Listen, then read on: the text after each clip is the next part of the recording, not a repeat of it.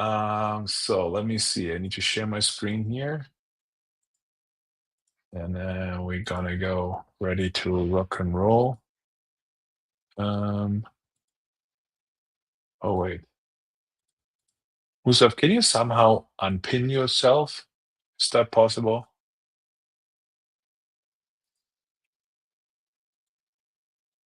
Okay, that's good. Okay, welcome, ladies and gentlemen. It's Thursday, 5 p.m. CST, and we are live today with a friend of mine and a really special guest. And I'm super happy he's here, made some time on his really busy calendar for me today. It's Brandon Parker, and it will be like an hour of an really great AI technology, call calling, lead gen powerhouse that we're going to do here. And yeah, I'm super happy that he's on. We just met a couple of weeks back in San Diego, had a great time there.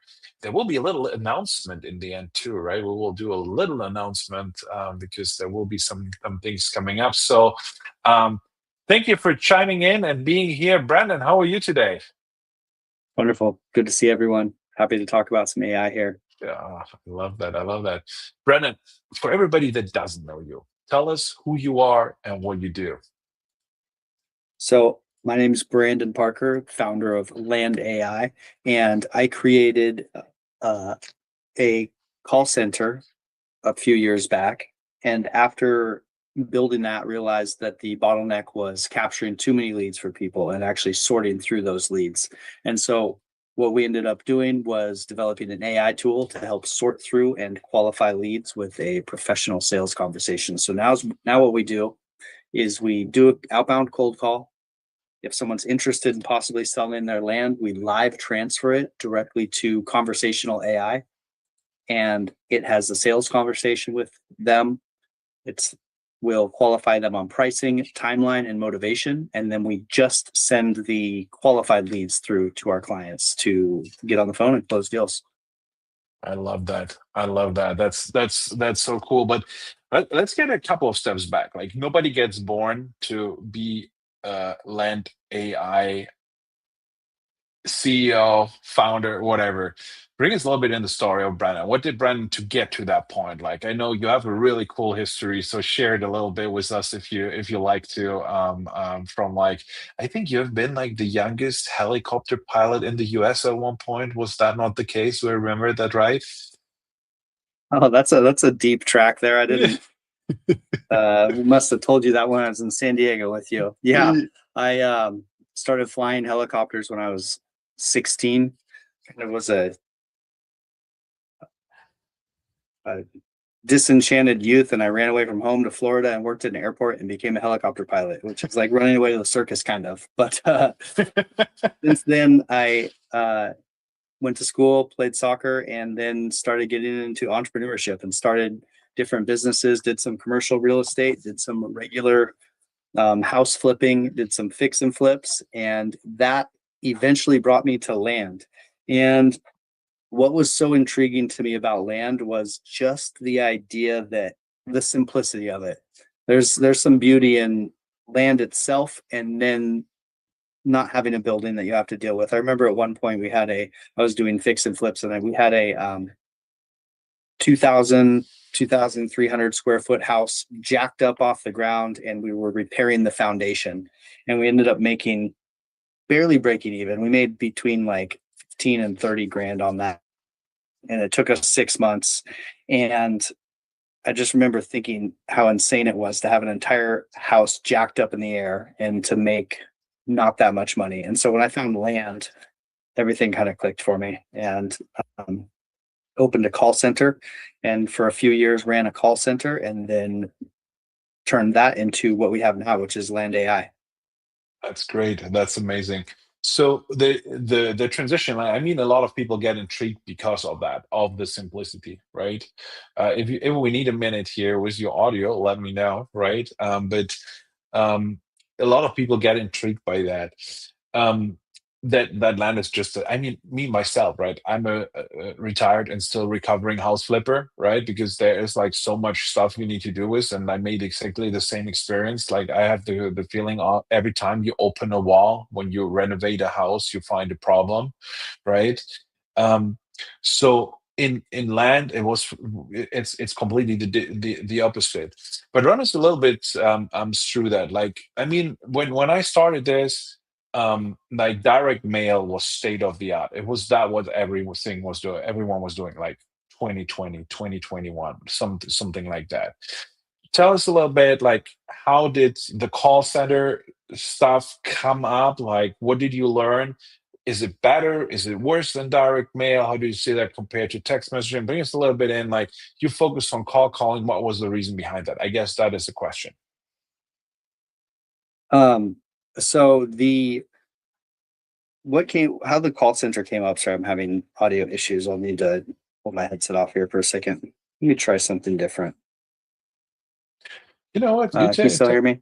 Yeah, if you're, we can make a break a minute or two, and we can just like make a little round of wins if you need to have some time to sort out yourself. Yeah, why don't you take this on for a second and I'll You figure it out. talk to them safe. Yeah. Great. Gene, how are you today? I've seen you in the morning. We gotta stop meeting like this. Good. Good. That's really, really amazing. Good. The customers are delightful when they call you back through the line and start saying all these things, and then you bless them, and they don't like to be blessed. So did you get just yelled at today? politely. You know, yeah, let's do that right here. Like, Gene, you know, like you're one of our autopilot customers, right? Tell us a little bit. Yeah. You came in this like 3 months ago or 2.5 months ago. I came to you because you're on all of my calls. You have been, I see on every other call. Walk us a little bit through the transformation you went through in the past 2.5, 3 months. Like what that meant to work in this environment where we brought you into with the land autopilot. Oh, it's a lot of work. Prior to me starting with this, actually, I was on, I'll call it a sabbatical. I just was retired, but still hanging around, calls and stuff. And I realized that I need to get my credit cards paid off, and I need to make this big move and make $600,000 and get me back into Dickinson near a church. And I felt like, yeah, I know what to do, but I really needed something with a lot more structure. And let me tell you, Robin did that for me. And it's been, I'm a work in progress. And so I think I'm improving every week, but it's really kind of nice that I don't have to worry about any markets. I don't have to go pull the leads or skip trace them or anything like that. They're basically delivered on the plate to me. I just need to call them. And some days I even struggle with that, but it's, and I feel my old self coming back. I think and I'm older, but I think I've lost something just by taking that time off. And as much as I complain to myself about, I don't want to do this, I'm getting way better, and I have a better attitude, and Robert's helped me a lot with that. So Yeah, we do some pretty unconventional stuff here sometimes, right? You know, what you guys don't know is Jean sends me every night like what she was grateful for, oh, three things, like what she achieved today. Because I told her we need to work on your mindset, right? And suddenly, like, what happened? You just like locked up 2 contracts in the last 2 weeks, right? Like, I don't know what the total profit is, but it's like medium 5 figures somewhere, right? And you didn't do anything for the past 2 years, and suddenly like it starts going. And I think, when I look at you, this transformation you did from, hey, I'm overwhelmed by life, to, you know what, I tackle sellers every day, no matter if they yell at me, if they are nice to me or whatever. This is like pretty amazing. This is what I need to say. yeah. I thank you, Mario. And the one that called today, the team texted out to them, and they just had to pick up the phone looking for them. They got me. They didn't care it was me. I said, I'm the owner. And he's yelling at me about how I'm taking advantage of seniors. And I said, well, I'm a senior. Well, you need to be working in Walmart. Get a job. and, and saying the F word like over. I said, excuse me? I said, please don't say that. Well, you're not going to tell me what to do. I said, well, have a blessed day or bless you. Bless. I don't go to church. I don't believe in this. And finally, I just said, well, you have a very blessed day. I mean, I said blessed to him about probably at least 10 times because you know that that's an evil coming out. And then I finally hung up because it's time. And you're But doing that so was great. Like in the beginning, I remember that. And thank you for chiming in here for Brandon. Brandon, are we good now on audio?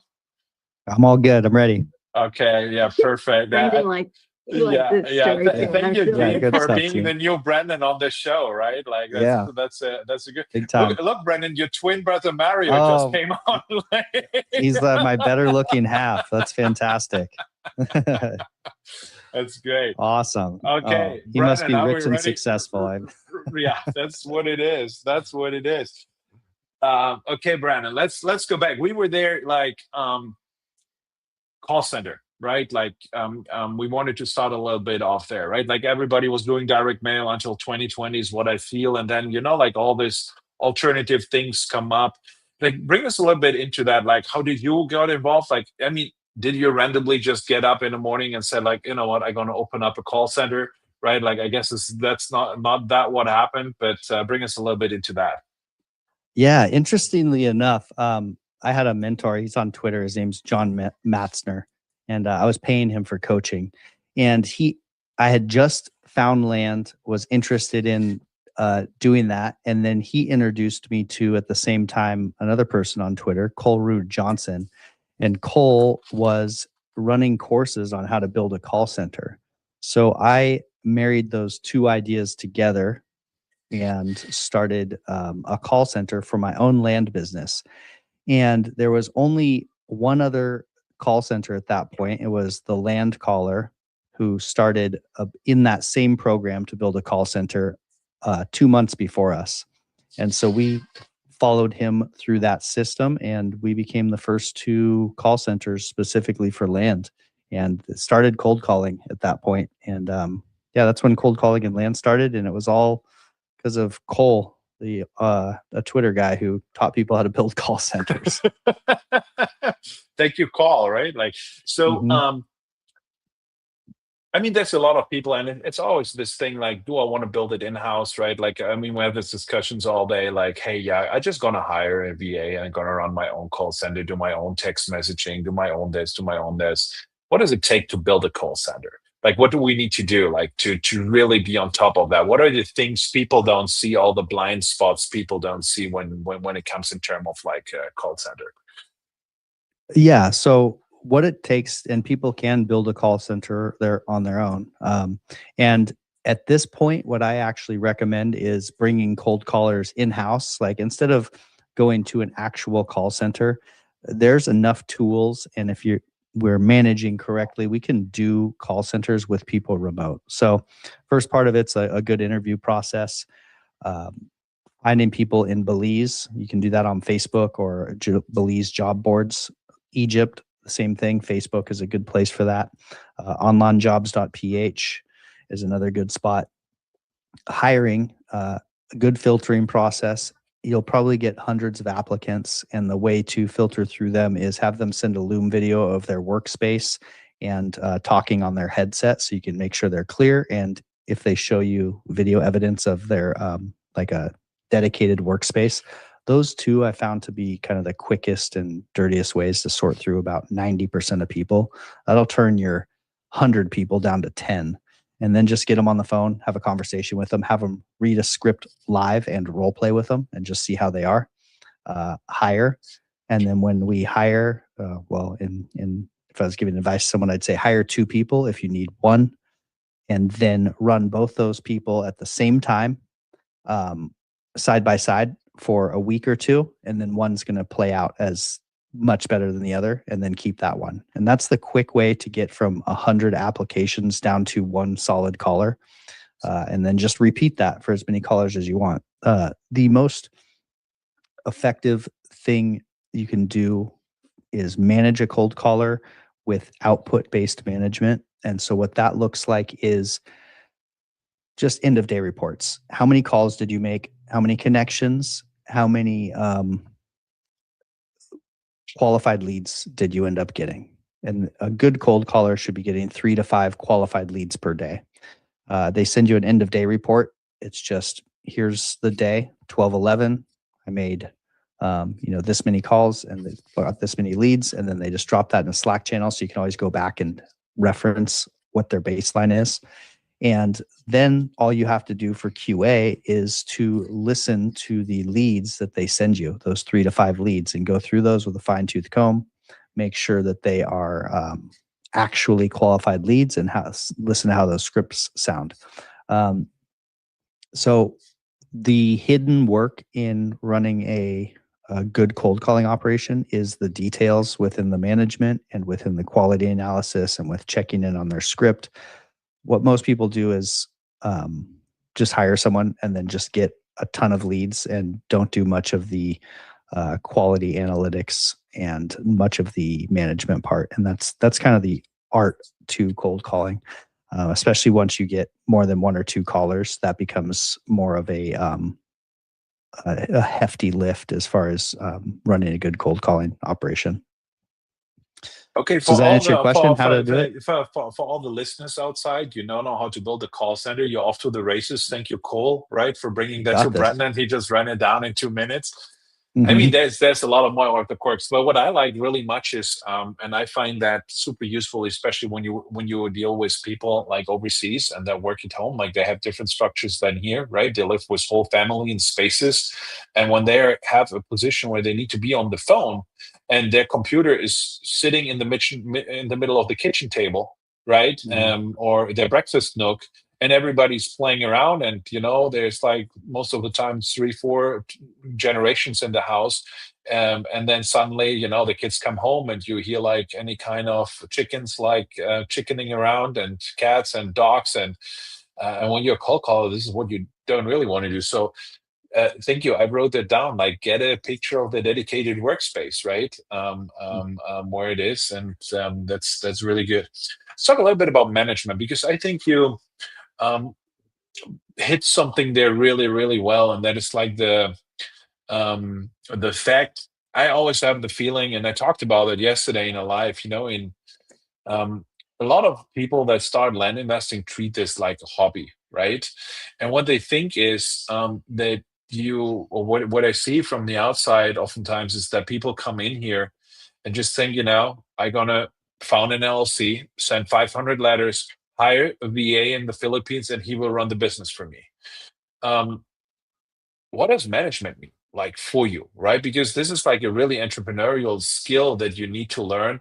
What makes a good manager in a land investing company? And especially when you do cold calls, you need a couple of those to make your numbers, right? Like, how do you organize that for yourself, or when you started out? Maybe let's get a little bit into that. What does a good manager look like?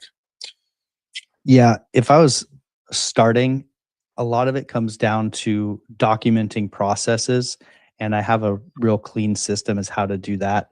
But that's the key that underlies everything, and it takes a tedious, slow build up. But as you do it, you build momentum, and it starts to feel like a real business. So the tactic there is, for any task that you're hiring, first look at where the majority of your time is going, and like the easiest things to offload. You can do that with time tracking apps. There's one called Rise that I still use to this day. And I go back and I can look monthly at the different areas of my business where I spent time, and I can identify bottlenecks in my personal time. So for example, right now, this last quarter, I saw that my main drain of my personal time was managing client relations. And so that was my next hire. I hired a client success manager who took that big chunk off my plate, which freed me up to go head after the next bottleneck. So same thing applies to every level of business. The first hire is just, for a land business, is going to be someone to maybe like a lead manager, maybe a dispo person, maybe just a general VA who can take tasks off your plate. And then how to document those processes is I do the actual process and I take a Loom recording of it and I walk through it. Then I take the transcript from that recording, I put it in ChatGPT. I make a step-by-step guide, checklist, and Notion of exactly how to do it. Then I put the purpose, why we do this, any extra info they need, and any links that they're going to need to get that job done. Then there's the task list. Then there's the Loom video. Then I pass that to my person and I watch them do that task. They go through the task. And as they go through the task, if they have a question, like, what do I do at this step? Then I'll go look at that. I'll tell them, I'll rewrite it, and then I'll have them keep going through. So we'll adjust it so it makes more sense. So it's pretty quick and easy. But then after that task is done, now that goes into a documentation area where we can find it again. And that task is off my plate. I should never have to actually do that again at my company because that person knows how to do it. And if they leave, the next person replaces them, there's a document for it. So then that's how you document, and then training the team on my processes. Like, and what I tell people when they come in, number one is part of your job is to document your job. So if you're doing a task more than 2 or 3 times, we need an SOP for it. And the other thing is, before you come and ask me a question about how to do something, the first question I'm going to ask you is there an SOP for it? And if there's not, we're going to make one. And I tell people, if you come to me a couple times in a row asking for questions and there is an SOP for it, then, we don't want to be doing that.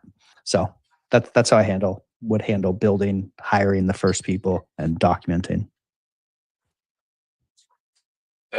That's so detailed, if that makes sense, right? Like, and I guess a lot of people don't really see that, because when you hire somebody in the first place, it is work before it takes work off your shoulders, right? This is like literally what you're saying, like, especially when you're new in this business and when you're onboarding something, hey, there's labor out there that you can hire for $5-6 an hour, but a majority of these people, right, they will deliver you what you get for $5-6 an hour, and they will never meet the expectation that I see a bunch of times out there. Um, is that they pay $5 an hour and hire rocket scientists that just will invent the next NASA rocket that brings you to Mars, right? And this is like not the case, right?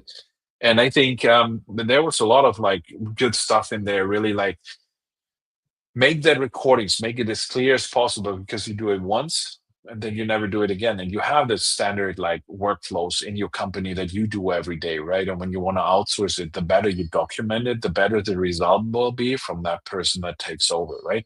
I mean, by time you probably get in a position that you will be able to hire people that have more knowledge, that are better, that will make even your process better, that then create those better SOPs while they're doing that.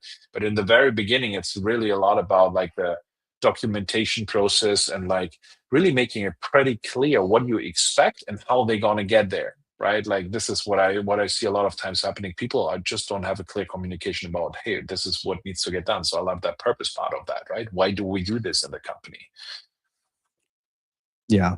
And it depends on where you're at in the process. If you haven't hired a personal assistant before, or haven't maybe run an employee in a remote business before, I think that taking the leap and hiring some global talent, like one person who you're just going to work with and teach them how to do things to help you, that's the biggest unlock 80/20 I think that anyone can do, is hire your first person and start learning how to effectively delegate tasks, because that's what separates people with effective help and people with help that makes things messier and is just mayhem. And so when you get just one personal assistant and you say, hey, I need this plane ticket, and then you have to most people would say, okay, well, I need a plane ticket. That's actually just easier for me to do myself because I suck at delegating. It's going to take me longer to delegate that than it is to just go get a plane ticket. What getting a personal assistant does is it trains that muscle where I'll delegate that all day because I can do it. I can delegate that much faster now, but that's a skill. And learning that skill is probably step one of starting to build a business and a company that has more than 2 or 3 employees. And because you need to, the way that I think about it is give them enough information where they don't need to come back and ask you questions. If I've delegated a task properly, then they come back and it's done. And so what that looks like, it's kind of 5 steps, and some of them are in that SOP, but it's what the task is, the purpose of the task, any links or logins they're going to need to get it done, and what the end state looks like. So this is what it looks like when this is all done. And then they're finishing, like how they know what to do when they finish. And that could be something like send me the plane ticket in Slack and email me a copy of the itinerary, whatever the end. So that's how you would get something like that done. And then you would also want to have that into a task board that you can both have visibility on, so you can see as they're working on it, and so you can put multiple tasks in there. And so that would be the core skill to learn to start having employees that are effective. I like that. I like that very, very much. That's so valuable. And what I see a lot of times, and everybody's talking about you need to get better at acquisitions and sales and all that, but like a lot of people, especially when you're new in this industry, and even when you're there around for a while, what you really need to learn is how to become an entrepreneur. Because that, like, how to become a CEO, right? Like how to become somebody that is actually capable of running a business. And that what you shared today, like, was one of the really valuable parts of that. You need to learn how to delegate, right? Otherwise, it's just you can bring 100%, maybe 130, maybe 150% over a certain amount of time, but that's it, right? Like when you don't learn how to get rid of tasks, then you will never get there. I mean, we want to talk about AI today, right? And I don't want to bore everybody out, but you decided for call calling, and you run a pretty impressive like call calling operation. And actually, some of our clients are working with you, most of them. Um, how do you see that, like call calling, texting, direct mail? Like, what is that what leads to success today? What is that what's working in 2025? And why is call calling that one that you support so much? Yeah. So running a call center, what I realized specifically to land investors is that it's not that hard to get a lot of leads for people who want to sell their land. You can do that with, pay-per-click or texting or mailing. You can blast out 10,000 mailers or 200,000 cold calls. Everything works. The issue becomes when those leads come back in, how do we effectively sort through them so that we can do it at scale and without burning out, and so that we still have time to maybe travel or something, and we can the business isn't this thing that is determined by having to sort through hundreds of leads. And so, for example, at the call center, we would have a client and we would get them, let's say, 100 leads per month.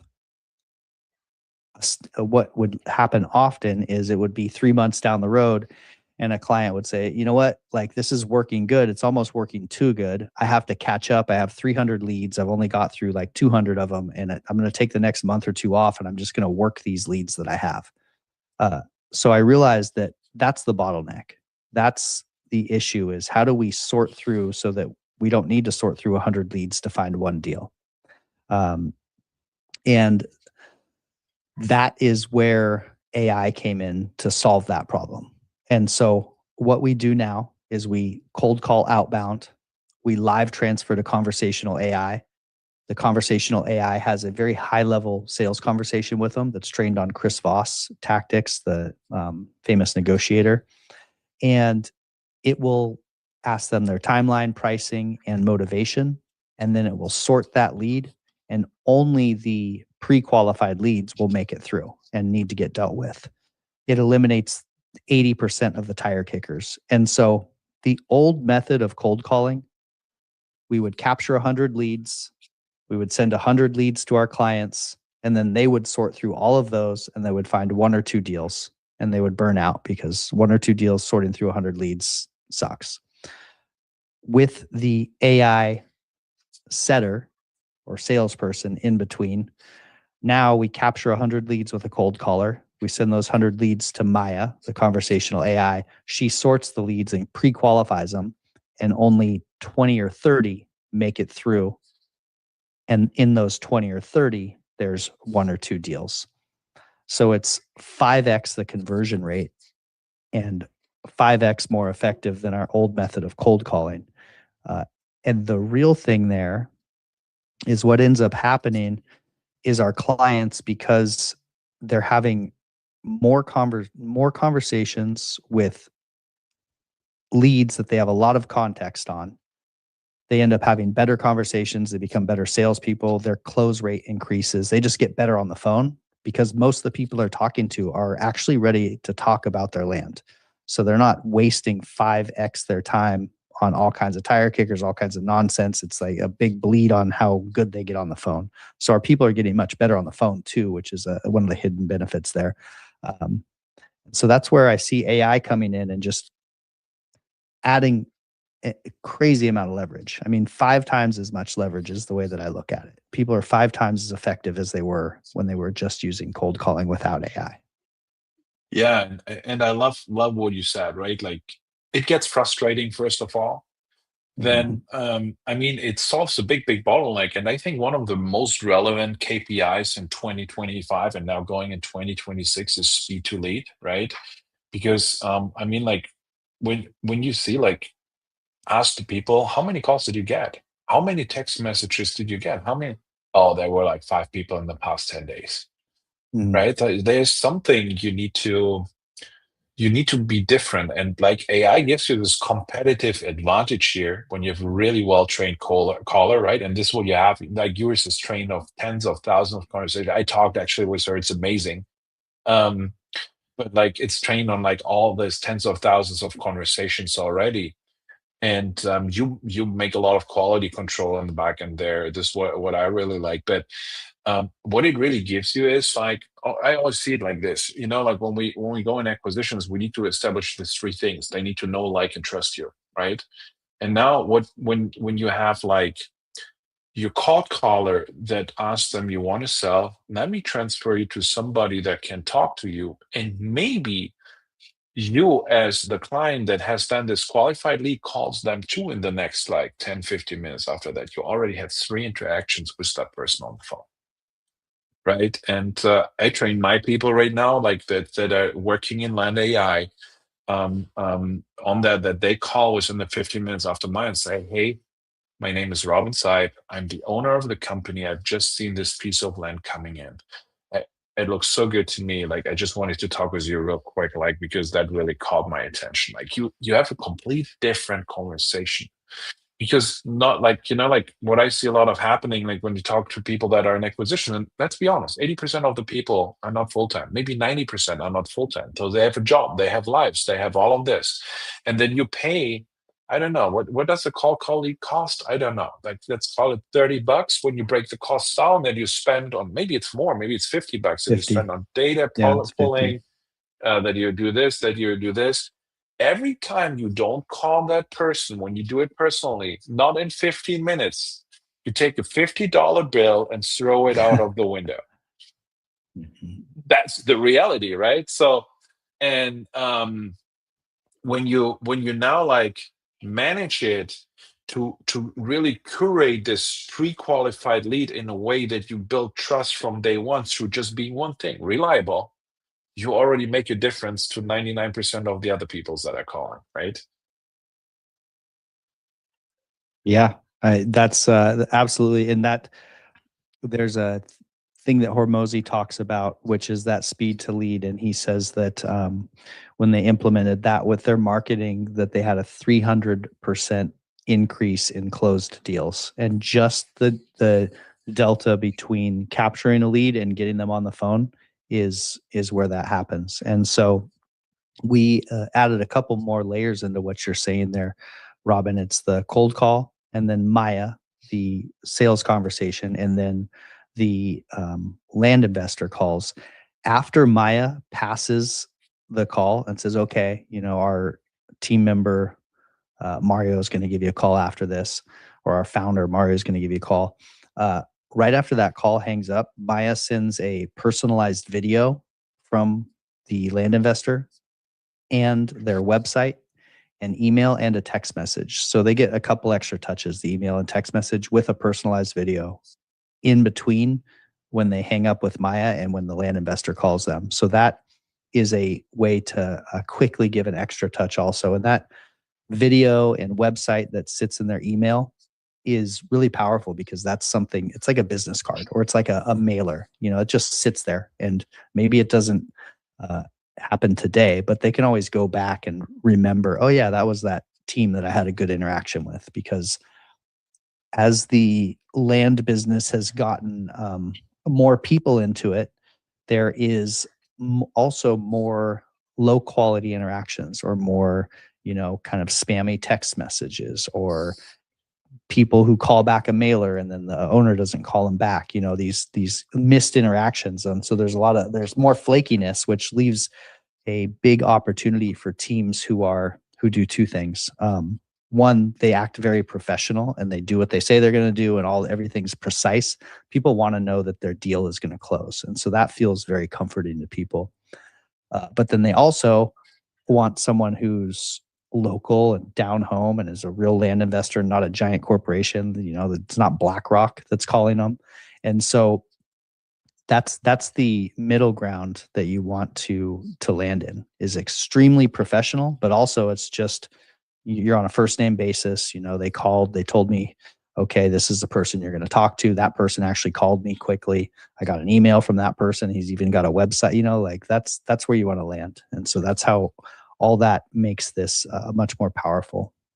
Yeah, I see it the same. And yeah, sorry, I forgot all these layers, right? Like sometimes there's so much juice in there, but what it like really is about, I think, is like building like from the first second on this layer of trust. But I think what you guys are doing, like you build an entire universe around that, right? Like, how do you think that AI will change the land investing space? Because that what you're describing is a major change. And instead, I mean, who is Danger. guilty? We don't have too much like cameras on here, but like, hey, who is guilty of getting a phone call and having that lying around for like 10 days and saying, you know what, I call him tomorrow? Who's guilty of that, Gene? Are you guilty, Mario? Yeah, I see you. I see Gene's you. laughing. Like, right.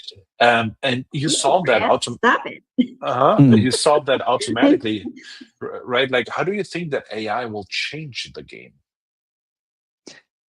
I think that we're already seeing how it's changing things.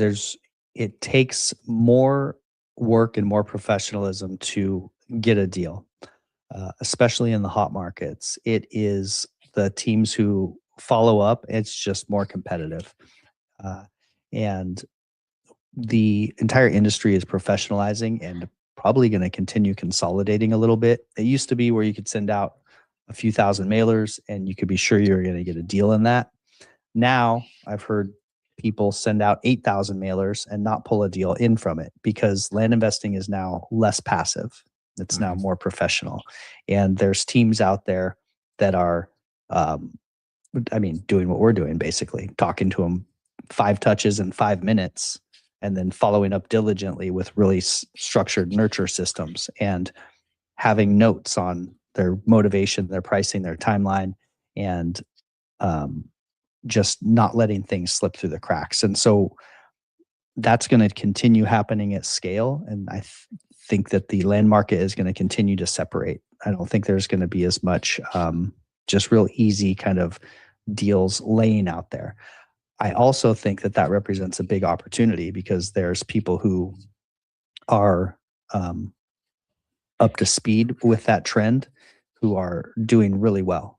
One of our top land investors that we work with at Land AI they started pretty slow at the beginning of the year, I would say they really started picking up speed like April or May, and they've signed almost 60 contracts this year, and not all small. Like they're at like maybe almost purchased $5 million worth of property this year. So they really did it, and they did not come from a. They haven't been land investing for years. They started about 14 months ago, and so with the technology and the kind of the drive to get it done, I think that there's a lot of that happening. So that's why there's less deals just laying around out there. Yeah, I see it the same. It's and no, then we hear the stories, by the way, and this is where I'm regularly aware. But when you right now are starting out, and it's the first time you get involved in an entrepreneurship, right? Like, don't compare yourself with that person that is able to sign up 60 contracts, because there will be two or three of one of these three things will be happening. First of all, they could have more money than you to hire smarter people than you in this space that have more experience than you, right? That run the business. So they could have money. The second thing is they could have experience. They have been successful in another venture already. And the third thing is they just put more effort in. And normally it's one of these three things why people get further along, right? And like with two of those, the third thing, money comes, and then they can hire smarter people, and this is how it literally grows. But like, like when you are not there where you want to be, always ask yourself, like, do I put enough effort in? And do I have the skills to really be there, or do I need to change first, right? But that's just on a side note, because that's what is a topic that's bothering me for the last 1 or 2 weeks. So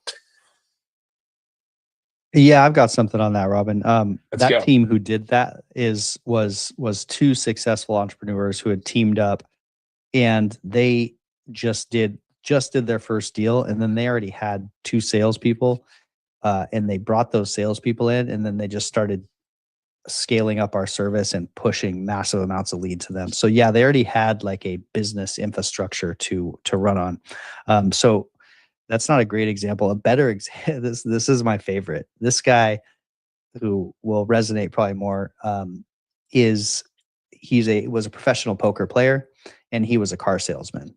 And he just came in and plugged into our system, having never done land before. And he said, I'll just figure it out after I buy some. And he bought a piece of land his first week with using our system. He bought this piece of land that had like this hidden gem. It had a waterfall, and he ended up selling it to someone who wanted to build a really fancy Airbnb. And the land he bought within the first week, he made like 100 and some change of profit off of just coming in completely blind and hitting the right spot. What made him good was the fact that he was two things. One, he was good on the phone, so he could talk to people. And two, he was risk averse because he was a poker player. So the way he put it, it's like, oh, okay. He's like, this makes sense. He's like, I wager some money to win some money. And so with that approach, that guy was one of the really interesting examples of someone with zero experience who just came in and nailed it. But our systems are set up in a way that all the operations things that I talk about, the reason I know about them is because we built all of that into what we do. And the whole point, my North Star at Land AI is I want to give people who have that entrepreneurial drive a vehicle to be entrepreneurs, because I have done many businesses, and on almost all of them, I got stuck at the point where I was personally the bottleneck. Like I didn't have a team, I didn't have people helping, I didn't have leverage, and I could only grow my businesses so far, and I could never walk away from them. I could never take vacation. If I stopped working, the whole business would stop working. And so the idea of Land AI is I wanted to build an entire operations company. So my past self, it's something that someone like me could have stepped into and had like a real business that fully functioned, that I could just do what I was good at and then also walk away for a week and it would keep running. And so that was the idea of making this all done for you, because I know that there's a lot of people like me out there. Oh yeah.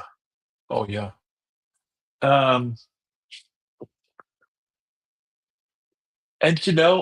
I think there's a lot of juice in that, because what people don't think about is what it takes to really build a business that makes millions of dollars. Like you said, right? Like we see more competition. Every guru that tells you it's a blue ocean, it's not anymore. Right. So what it now takes is you compete with these people that are out there. Like, I don't know, we had Clay Hepler here 2 weeks ago. Last week I had John Jasniak here, right? Like really top operators, like really top operators. But this is the people you compete with.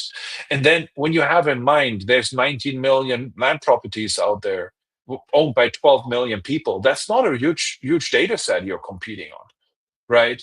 So it gets more and more professional. And when you just enter this, you need to put so much effort in to go so far. So I think always the question is, how do you want to get involved? Do you want to build a company off the scratch? Do you want to sit there like Brendan is and think about, hey, do I hire my first employee? Right. And how do I onboard them? And how do I train them? And then when he's there, I need to hire the second one. Right.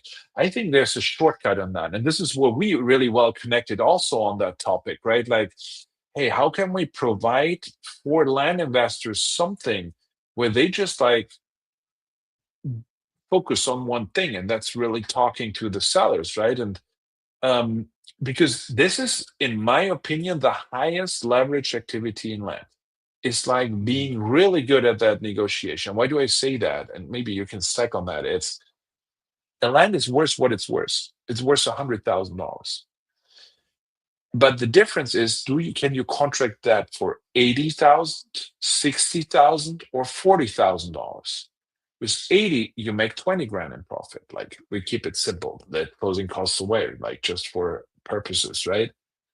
When you get it for 60, when you're so good at negotiations, you make 100% more profit. And when you get it for 40, when you're able to get it there, you make 200% more profit. And that's really, I think, where the real mastery me is. And I think that's in 2026, I was thinking a lot about that. I think you need to make the decision, where do I want to be? Do I want to build the business, right? Do I maybe want to rebuild the business? We see a lot of people in the industry right now being in a position where the last 2 years were overwhelming. The market was slow. Like new technology came up, like things like Maya that you develop, which is hundreds, thousands of hours that you guys spend there training that model, right? Like building the IT integrations. And I know, like when I ask you, oh, but can we use it for this? No, Robin, it's not that simple, right? Like pull a little bit back, right? And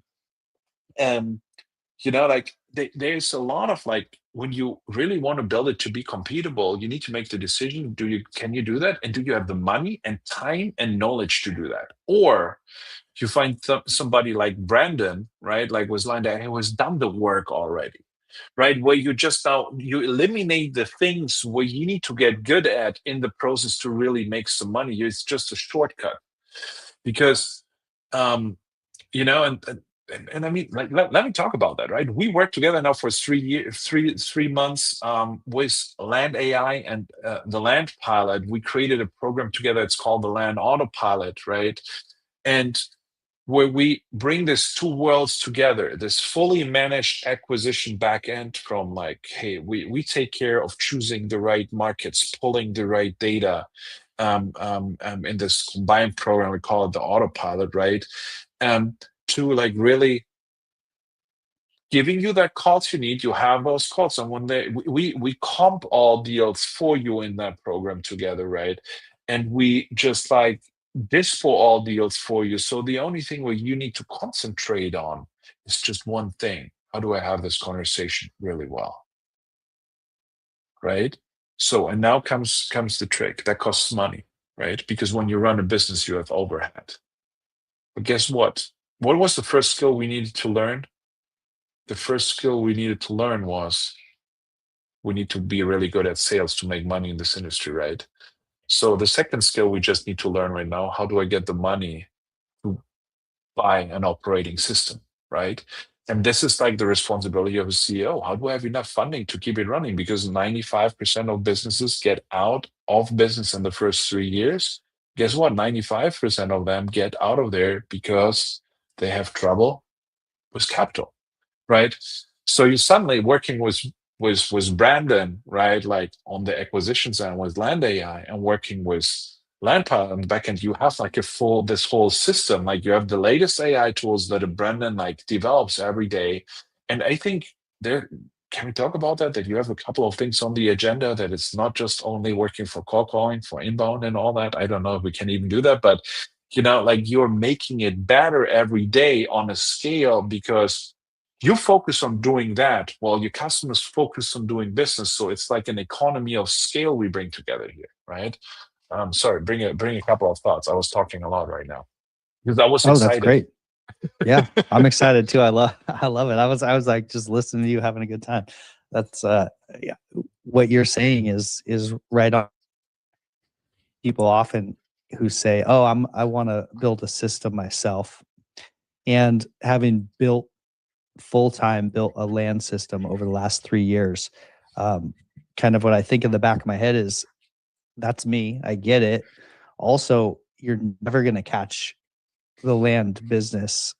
Well, I shouldn't say never. It will be. It's an uphill battle catching the land business right now, because as people start to build systems, there's teams that are using and leveraging AI that are building systems that are reaching escape velocity like faster than the intermediary systems can catch up. So people can be building systems, but the systems that are being built with AI right now, by the time someone gets something built up, there's going to be other things going on. And so I think because of the speed that things are moving right now, that it is a who, not how time. Like, what am I personally good at?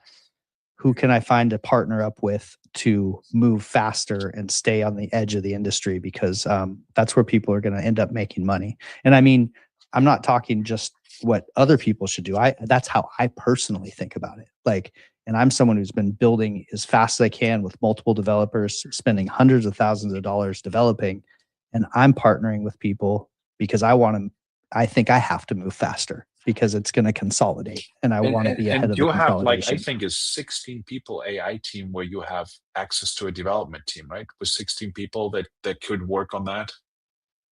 Did you say our whole company is 50 people? Yeah. Did you say 60? What'd you say there? 16 people that are just in the AI developments back in your company where you can access to. Yeah, we have. We don't quite have that many, but yeah, we have a whole team of developers and AI automations people, and so we are all day, every day working on making that better. And that's why, and so that's part of the idea of the partnership or teaming up with Land Pilot, is just that there is things are moving so fast that just combining resources with other people who are good at land is a big play right now.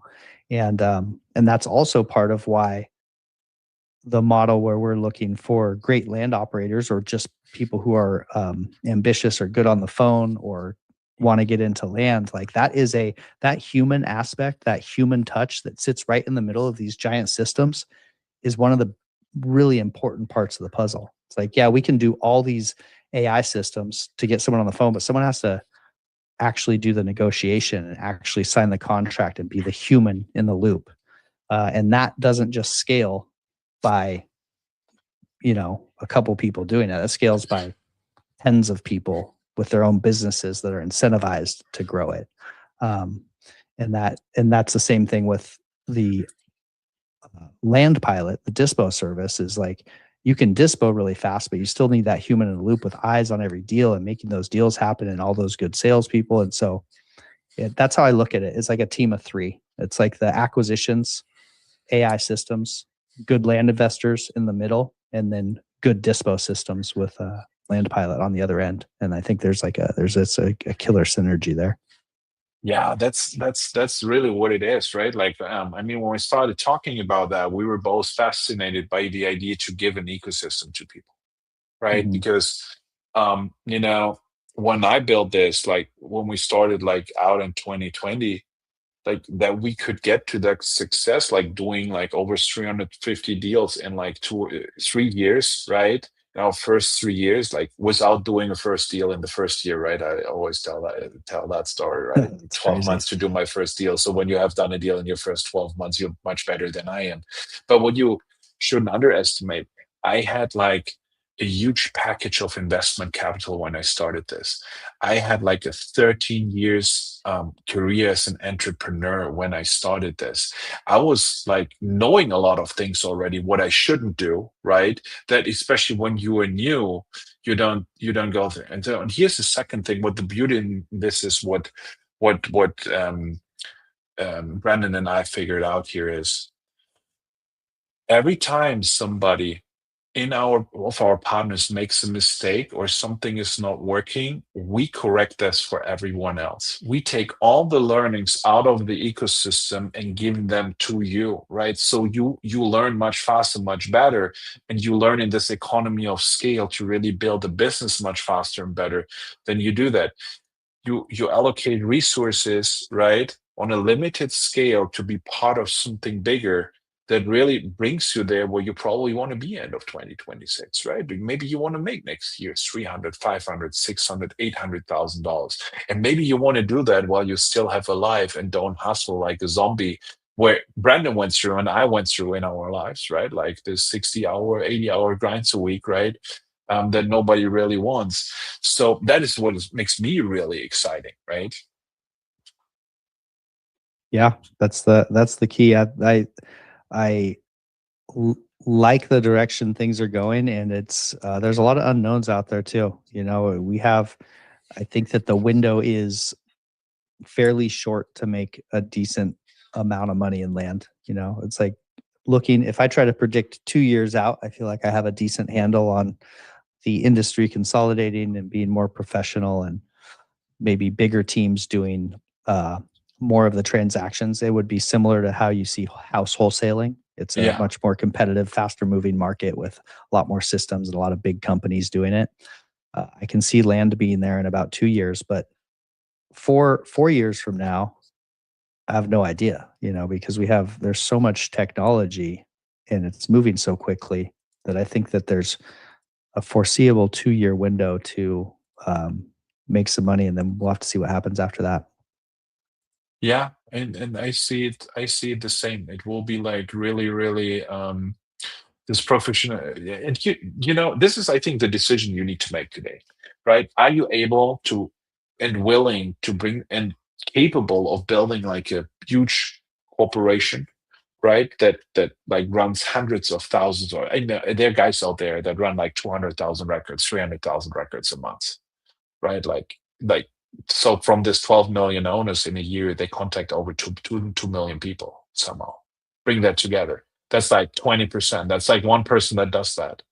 When you then look in the industry, there is also like a good friend of mine, big well-known coach. He right now sells 120 to 140 coaching clients a month on a high ticket coaching. That means that just from one guy, 100 to 140 new people every week. And that's your competition you're getting into.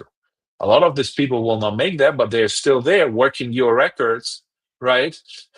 So now you need to be different. And I think, like when you get into something like working with Land AI, working with the Land Pilot, and then you have the combination, like systems that integrate with each other. And this is what we really focused on building the past 3 months, right? Like, hey, getting all the data in there, like you get the lead, you don't need to worry, you don't need to train up a VA for comping. You never will feel guilty about doing comping again because it's automated.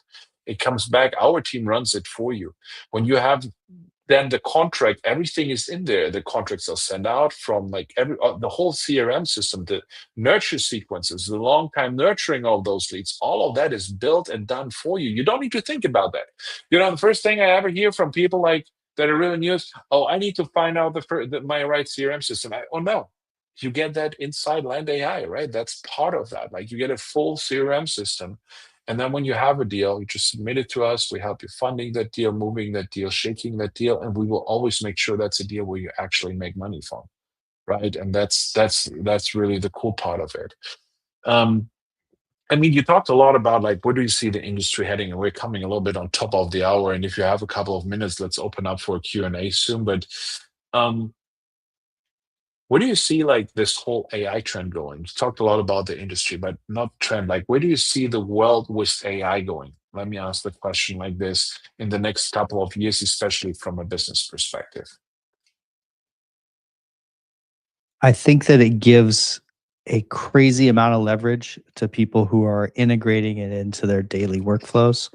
And I see a similar thing happening in the general business world that we see happening in land, where we're going to have people leveraging systems and moving fast and just consolidating money and people who are not early adopters and not leveraging AI in their daily workflow.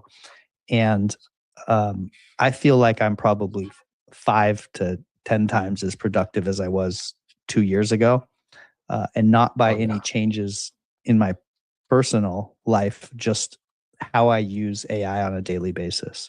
And I think that's going to continue, is that as we integrate AI into our workflows and our daily lives, some people are going to move way, way, way, way faster than people who aren't integrating with AI. But I won't become a cyborg. That's where I'm going to try to make my money before we have to become cyborgs to survive. I want to stay ahead of the curve right now, and then exit so I don't have to actually merge with the machines. But I think that the people who are semi-merged with the machines right now are moving crazy fast. I mean, just a very small example is I barely type on my computer. I use WhisperFlow. I have a hotkey, and it'll text into any box anywhere on my computer. I hit my hotkey, talk into my mic, and it slams my words out. It even formats them with bullet points or numbers, and my typing speed is 168 words a minute with WhisperFlow.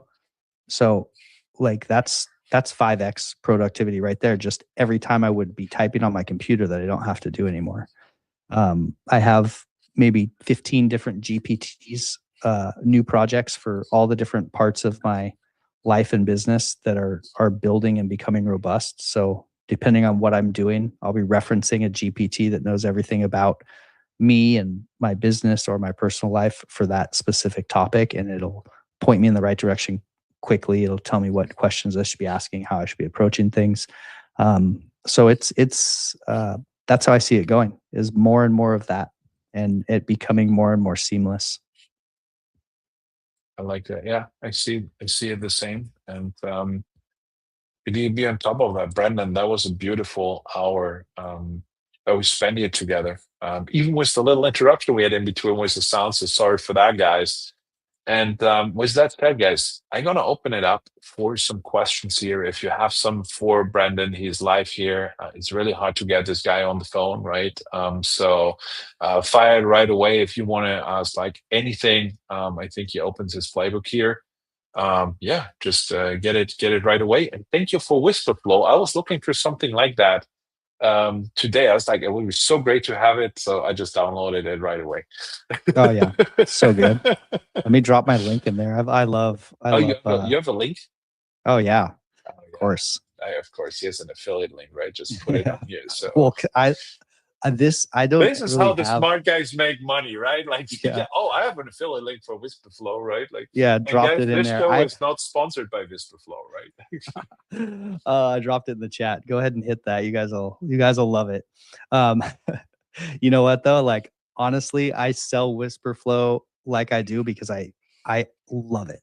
Like I tell people as I'm walking around the streets, like, hey, do you still type on your computer? Well, you shouldn't be, because people are going to look back and laugh at you because you typed on your computer for too long. That's so great. Does anybody have any questions for Brendan, or is everybody just blown away? Okay.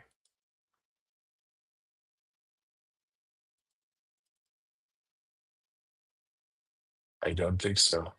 Brendan, then let's close this off. Thank you for being on here and sharing what you shared, because I think what you do is so valuable. And I had the pleasure for working with you for 3 months now. And I think the operation you have is super professional, super great. So for everybody that's here, we're gonna just where do people find you? I didn't ask you that. It's landai.ai, right? And any kind of socials you wanna throw out here where people can reach you?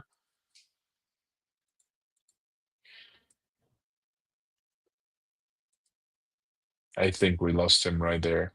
Oh, yep, I'm back. You're back. I'm back. Okay. Hey, I asked, where can people find you?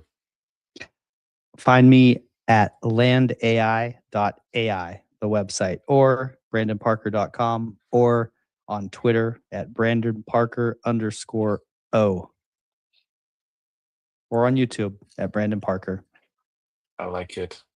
Great.